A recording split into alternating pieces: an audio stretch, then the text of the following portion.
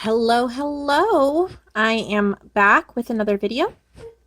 Okay, another tutorial. I love doing journal flip throughs, but I also like to do tutorials so that not only do you get to see the finished product, but you kind of get to see some of the ways that I put things together. And the way I do it is not the right way. I've seen so many different ways. This is just how I'm doing it right now. And who even knows? In a few weeks, I might do it differently. But the tutorial that I'm going to show you today is how I put together a signature for a junk journal. I have a whole bunch of papers here that are going to go together into this cover.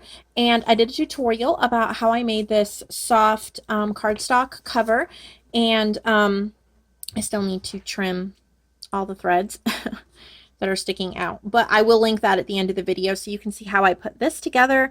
I don't want to put everything in one video or it'll be incredibly long and you may only want to see part of it anyway. So this is how I assemble a signature. This journal is only going to have one signature in it, but the process would be exactly the same for each signature. So we're just going to put together one here. So my basis for this is it's inspired by this Sweet Elegance kit by Calico Collage, and you've seen me work with it before. It's one of my absolute favorites.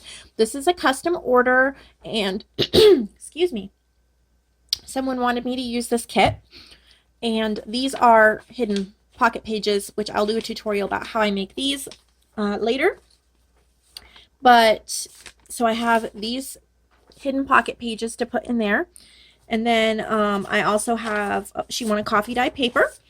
And I love how this coffee dye paper came out. I did a little bit differently than I normally do. I really stacked it up and let a lot of transfer and bleed through happen. But I have a whole bunch of, this is just white 20-pound copy paper from Staples.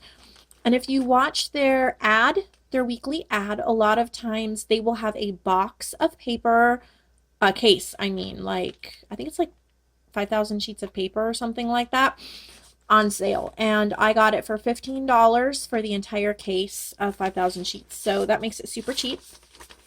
But these are just coffee dyed here. And then I have one coffee dyed pink piece of copy paper.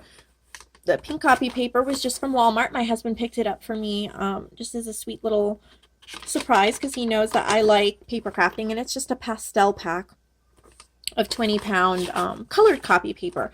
And the nice thing about the pink is, I don't know where it, at least on one of these pages it did it, it'll transfer the pink. I don't know if you can see that. Let me bring my light a little closer, but it will transfer the pink onto the other pages that are around it just a little bit. So that's super cool. So I have one of those.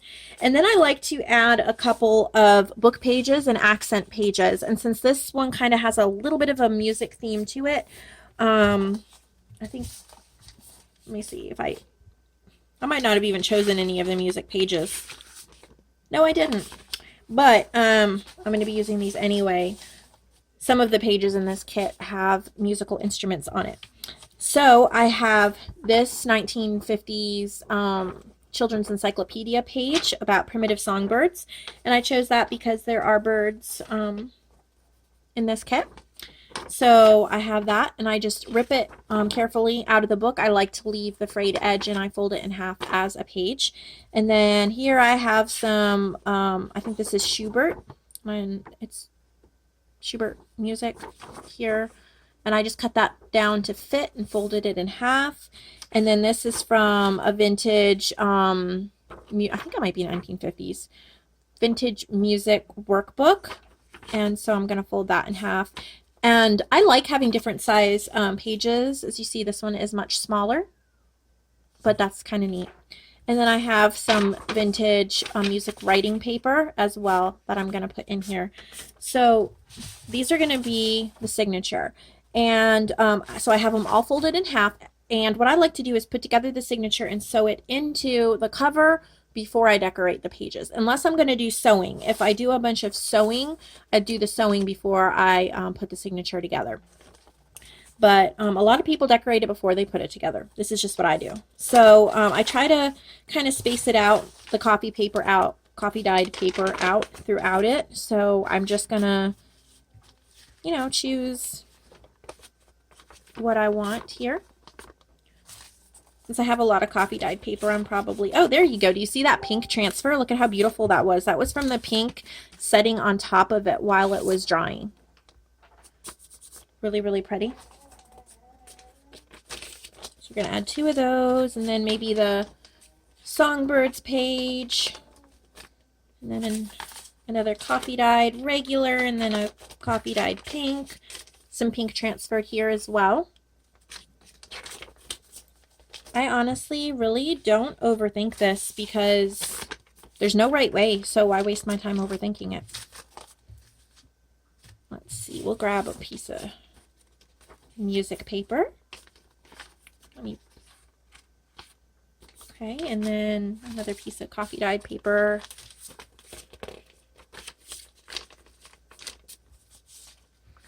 Do another pocket, hidden pocket. There is a lot of coffee dyed paper in this. She really liked the coffee dyed, so I wanted to make sure that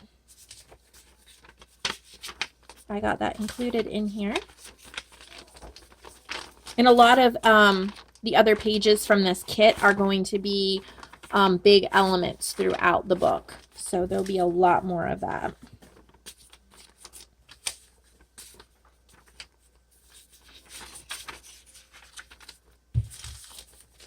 All right, I may have too much paper here because this is getting pretty chunky.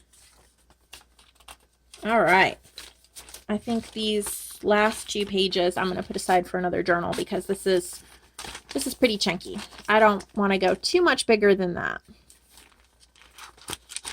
Okay, so that's how I put together the signature, and then I take my cover, which I measure to be just a little bit bigger than the paper, and I decide what I want the front to be, which I think I've already done this and I've forgotten, so I think I want it this way. So I kind of just gently fold it to make a little bit of a crease, and I can see where this only has 1 signature, so I can see where my signature is, and I place that in there. And then I can either do a pamphlet stitch, or I can take my sewing machine and very carefully sew down the middle.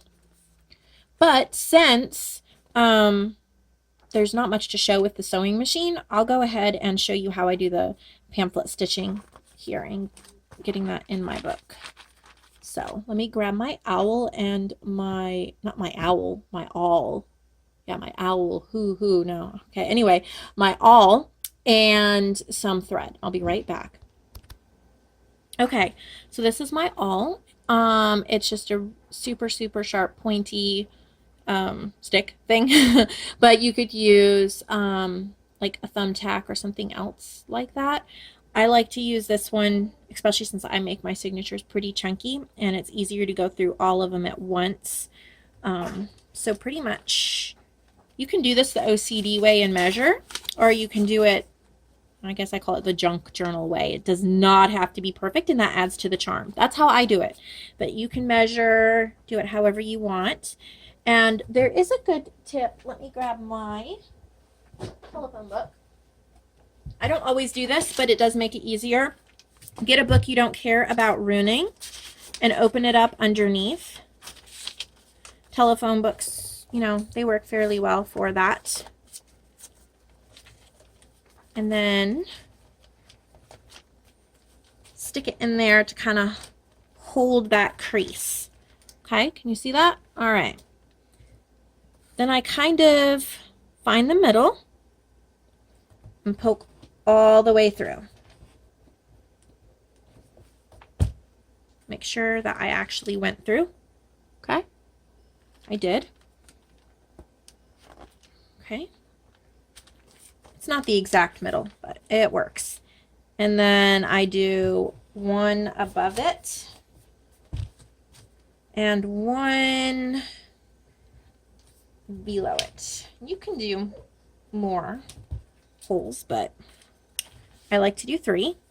Okay, so now I'm going to take my needle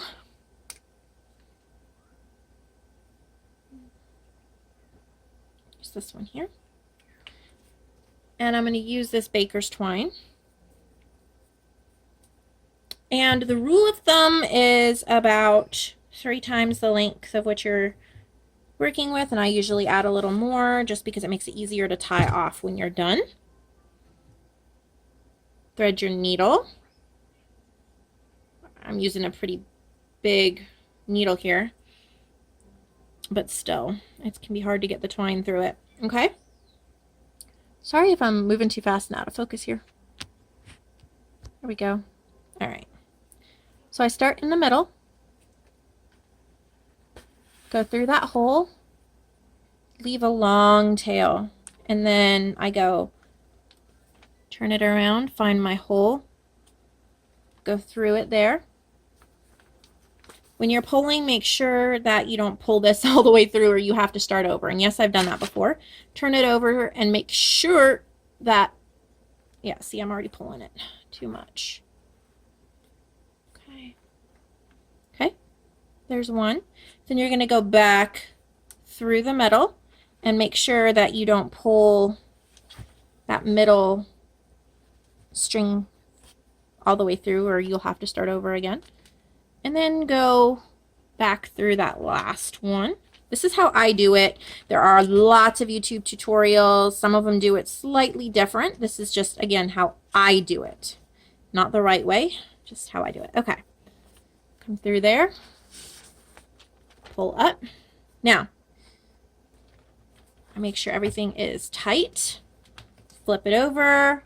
I have good stitching there. And then I tie a knot right here to make that final one.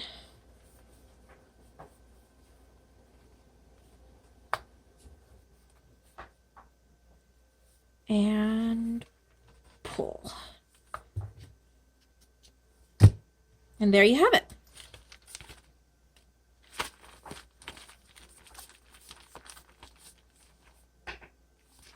If your pages, since I did a really chunky signature here and they're kind of sticking out over my cover here, I could either leave it for effect, or if I wish that my cover was a little longer to cover that, I can glue or stitch on some trim to cover that and make the cover just a little bit longer. So as you can see, if we flip through it here, these pages are in very securely. So I hope that gave you guys an idea about how I stitch it in and how I put together a signature.